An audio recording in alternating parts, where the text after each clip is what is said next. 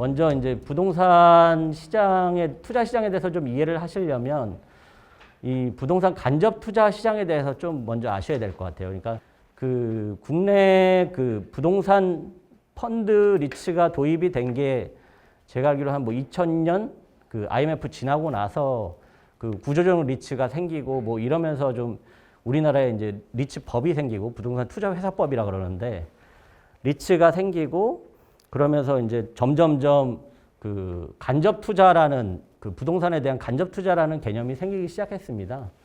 그래서 2000년 이후로 보면은 그 여기 데이터로는 2005년이 2.6조로 나와 있는데 지금 숫자를 보시면 88조입니다.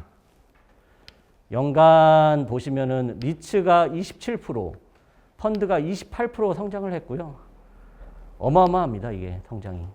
최근까지는 부동산 펀드가 대세였고요. 최근 들어서는 리츠가 많이 활성화되고 있습니다. 그거는 이제 법 제도에 대한 좀 개선 부분들이 있었기 때문이고, 펀드 같은 경우는 금감원에서 관리 감독을 하고요.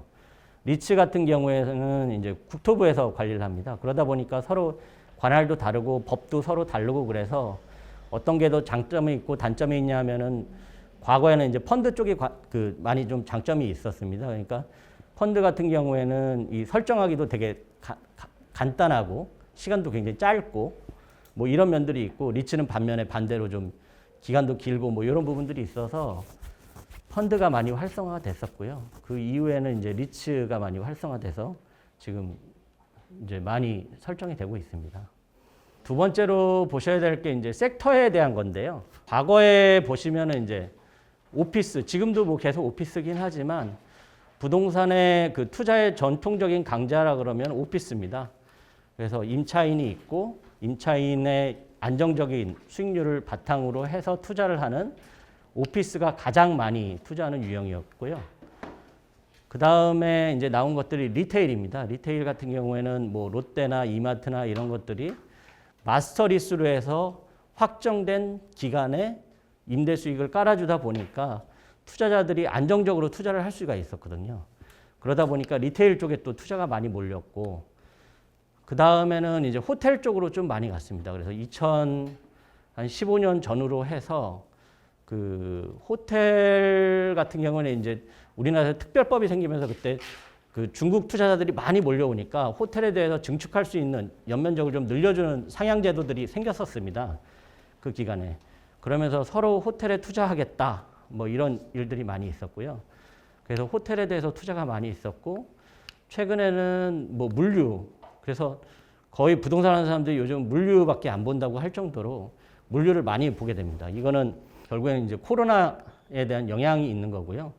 그리고 그 전에도 이제 그 인터넷 홈쇼핑이라든가 이런 것들이 많이 늘어났었는데, 그 이후에도 계속 이제 코로나 이후로 이런 온라인 쇼핑이나 택배, 배송 이런 것들이 많이 늘어나면서 물류 창고 짓는 수요가 굉장히 많고요. 그 다음은 최근에는 이제 데이터 센터에 대해서 관심이 굉장히 많습니다. 데이터 센터는 뭐 뒤에서 조금 더 설명을 드리도록 하겠고요.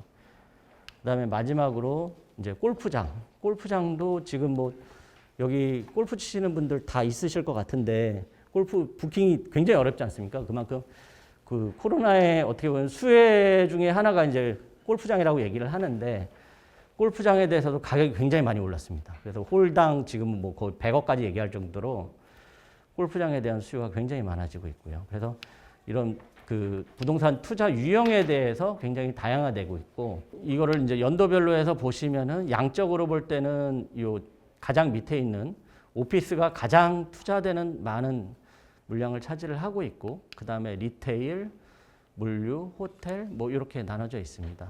그리고 유형별로 변화를 보시면은 이제 오피스가 한 72%를 차지를 했었는데 2013년 기준으로 이제는 이제 오피스 외에도 다양한 물건들 중심으로 좀 변화가 되고 있다는 것, 이런 것들을 좀 이해하시면 좋을 것 같습니다.